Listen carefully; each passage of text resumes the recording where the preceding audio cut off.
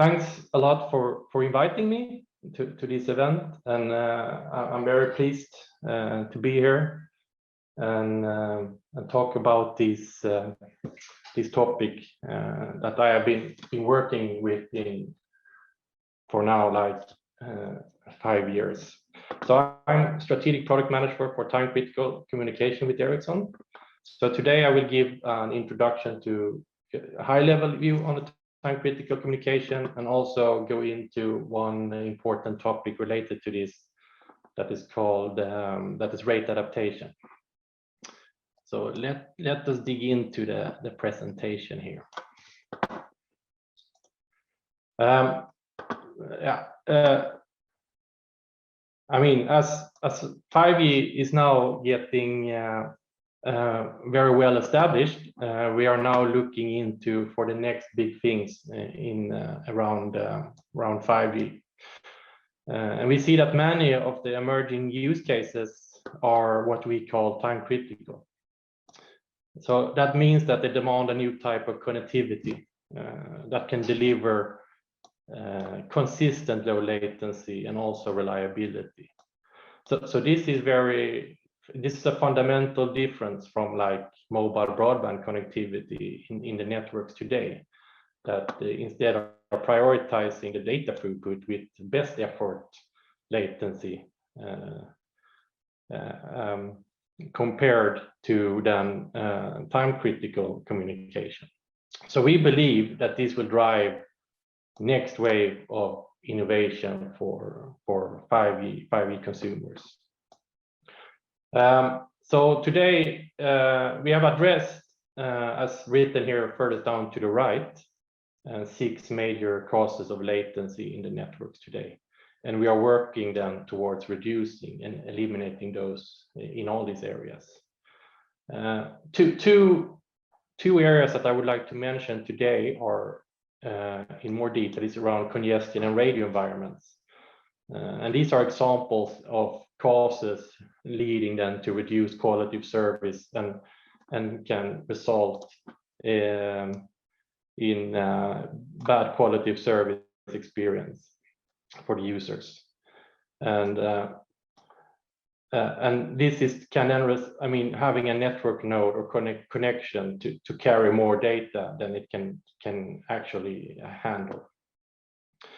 So a few use cases, then a typical use cases that would benefit them from some congestion control are this cloud mobile gaming, for example.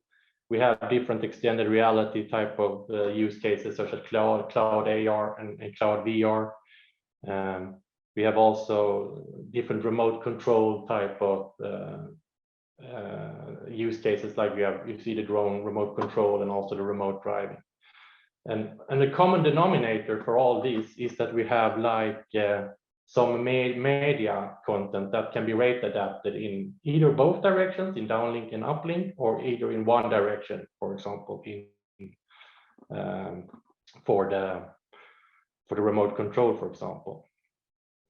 So here to set the scene then for the rate adaptation technology in cellular networks, I would like to start with a brief reminder of the characteristics then of radio communication.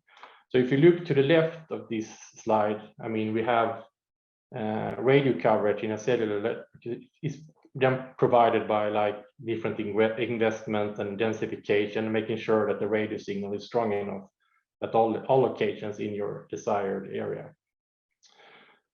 So without sufficient signal strength, then your communication cannot take place, basically. And the traffic load situation as well in the network where you have your devices is essential, as seen also to the upper right picture here.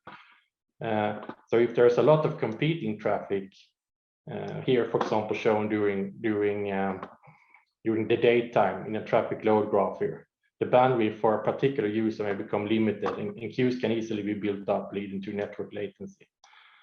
So to address this, sensitive or time critical traffic needs to be prioritized for having better user experience.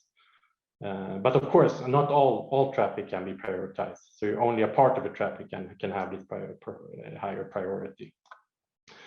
Also to the lower right, I also want to highlight that radio links also vary over time, as you can see in this example here. So when the application needs more bandwidth, then the radio channel can deliver, which can be seen when the purple graph is above the yellow graph, so to say.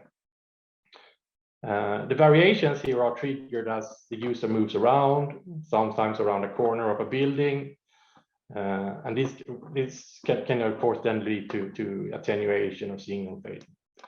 So in these scenarios with high traffic load and or variations in the radio environment, we think that rate adaptation is key to be able to support the intended use case that I showed in the previous slide, and also to improve user experience for maybe the AR, XR type of use case and the cloud gaming.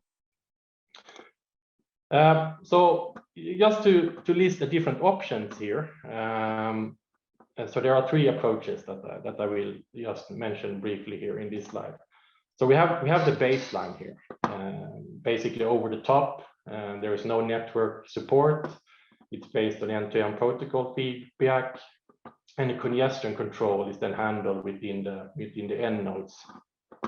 But there is some limitations to this. These endpoint latency estimators here, I mean here depicted on the receiver and the sender side, they cannot identify the source of the latency variations. And today they're using different techniques such as like filtering or averaging of the jitter to avoid an overreaction of the rate adaptation filter.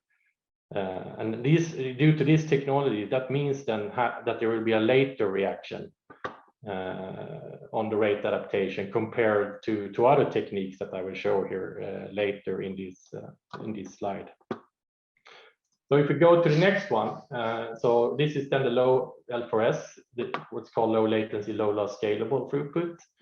So then we believe that the G0B is a good observation point for reflecting both the application data rate as well as the channel quality. And then this G0B congestion marking can occur then even before it's visible in the delay jitter noise on the application side.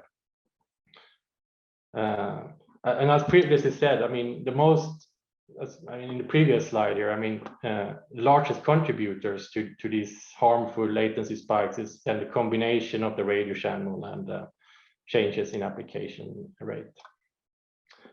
So some characteristics of the L4S then is that I mean it's decoupled, transparent, and it's independence between the app and the networks. It is end-to-end. It's also common to multiple access technologies, so it's not only for 3GPP, but can also work with other type of radio equipment, switches, and even Wi-Fi nodes and so forth. So it's not only applicable to the radio interface, but also to other potential bottlenecks in the links. And it's also specified here in this IETF, which is then this Internet Engineering Task Force. So, and it's using then what we call in-band, and it scales then with the number of users here. The third option here I would like to address as well is the API based. So at the moment we believe that it will have similar performance in the rate adaptation. But there's some different there are some different characteristics since it's a different way to handle. So here we have like a tight coupling then between the application and the network. So I mean both the RAN and of course the application needs to support the common API here. So there needs to be like an agreement between the app provider and multiple networks, and require standardized and aligned APIs for all mobile networks here. There also needs to be some application authorization going through these interfaces, and it's also now limited on the 3GPP networks. And also depending on the solution here, there will be like also predefined rate levels, and they could be both less or more fine-grained, and using different operational modes here. could be a risk for like under utilization, for example. So these are the different options that are on the table. So in the following slides here in this presentation, I will have an extra look on the L4S type of rate adaptation. So we'll go into a little bit more detail on that. So this is then a high-level view or an overview of then L4S support in 5G RAN. So